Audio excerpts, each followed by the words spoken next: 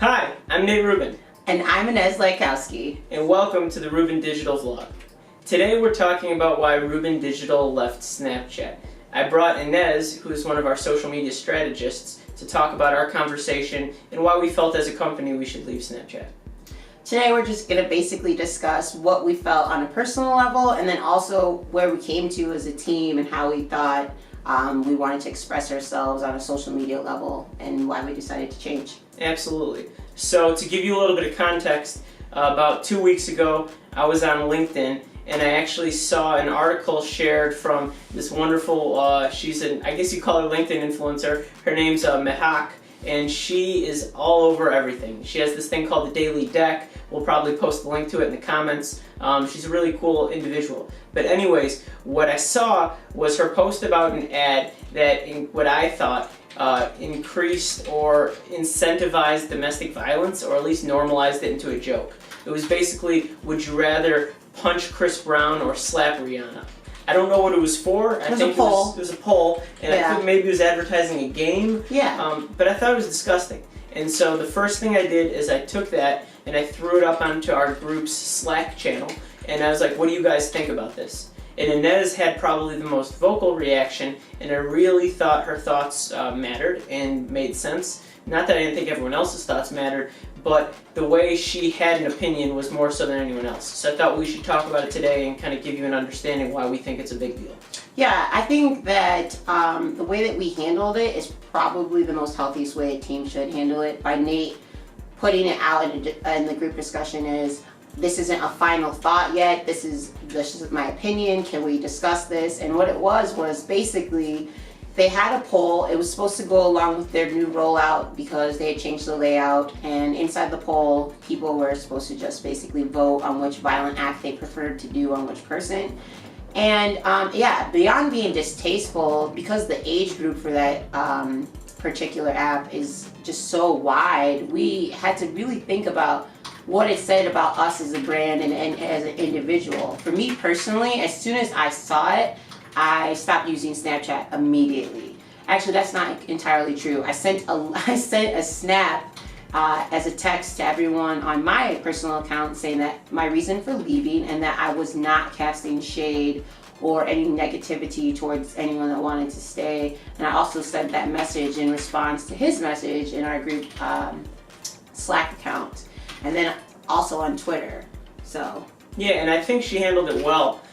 Where some of the things that bothered me, I just looked at what do I view personally as our company's moral compass, as our founder, and then what do I view as my moral compass. And I'm not going to act like I've never enjoyed violence, but I don't think violence should be used as a tool to gain revenue by exploiting young children.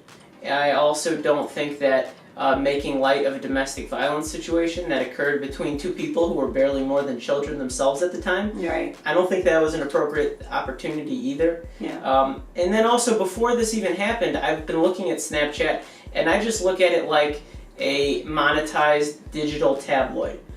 I didn't like it when it rolled out because I thought a lot of people were recording videos and basically telling on themselves. It looked really foolish and silly. Gossipy. Yeah, extremely gossipy. Now, this isn't to say that I think Snapchat's a bad thing or people who use it are bad, but it just never, rubbed me the right way. And I was actually off Snapchat from 2014 to 2016. Right. I got back on last year because a lot of people were using it, and I heard that, this is an opportunity as a company you shouldn't miss. We're in social. Yeah. But then looking at it as a business, it's not even where our target client is finding us.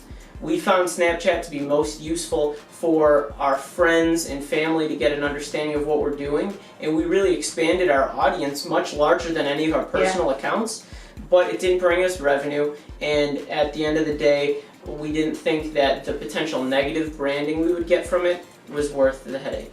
I think too, one of the main factors why we use Snapchat is because we're such an extremely transparent company. We share we're actually in office right now. There's people working behind us. We're not trying to have elaborate sets. We're not trying to do smoke screens. This is really how we feel as a team, and this discussion wasn't something that we took lightly because we firmly believe in second chances here as well. And I think both people involved in that situation really want to just move on with their lives. And, to go back to what Nate said about the multiple red flags we had with Snapchat, I mean, on a personal level, it is hard. I don't think I know that many people that even have an open Snapchat. They're generally private. We use them, though, as a company as a way to remain transparent and also interact with the people that do follow us. And truthfully, it was just an extension of our Instagram, our Twitter, our Facebook.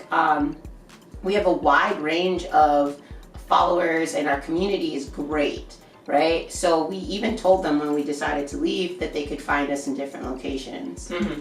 And so one of the things that I wanted to look at, why even talk about this publicly? To me, a lot of companies have these elaborate value systems that they codify, they write all over their website, and they always talk about.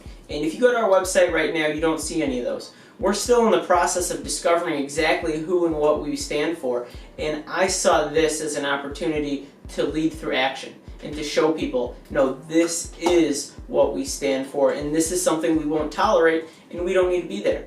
Now, when Snapchat just unveiled their latest update and everyone was crying about how terrible it was, I was actually one of the few people who said I liked it. Yeah, we tried to make it work. Yeah, I thought the new update was great. I think what they were doing was making it a lot simpler for people to just go to the left. If you don't want to deal with ads, just go to the left. They should have transitioned better, that's all. Yeah. They should have hired us. But, yeah, and not only that, but if you look at their ad strategy and the way they created special companies that only these companies are allowed to create ads and only these ones are able to create the content, it was supposed to be a controlled and tight-knit environment, and it made it so that I shouldn't have expected something like this to happen. Very true. And so for me, I just said, you know what? I don't really like what it is as a consumer, and I don't think it's going to work for our business. It's just time for us to leave. And we did wait for an apology that never came. Well, there actually was a mention of it, but it was more like a no apology. Yeah, it's like, sorry, not sorry. Exactly. And we don't do sorry, not sorry's here. So we don't. It doesn't make any sense. Lasting thoughts. There's no judgment on our end if you're still on Snapchat. I totally get it. Yeah. If you have fun with it, continue to have fun Your with family's on it, your friends are on it, we get it. I think it goes along with the same thing with Facebook. We understand why people are so committed. This is years of involvement. But I think that Nate was very brave as a boss to say, before we even cut this off, let's discuss it. And then we took steps too before just posting this on social media. We don't want anyone to feel uncomfortable with our choice, and we also definitely don't want people to feel like this is a witch hunt against Snapchat. That's not what it is. Totally, and I just want to leave you with some good lasting feedback about Snapchat.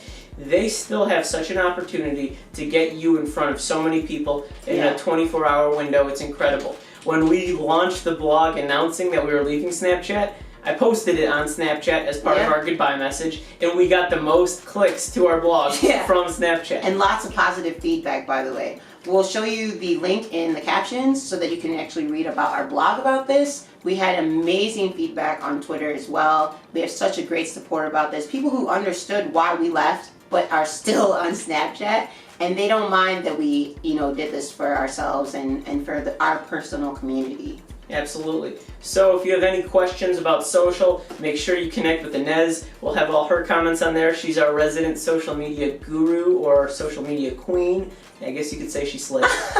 But what I would like to leave you with is that at the end of the day, we're here to build community, and we're here to figure out what other people think and to explore diversity of thought. So if you think we're totally wrong, if you think we're stupid, if you think we've overreacted, let us know. Yeah, we want to hear it.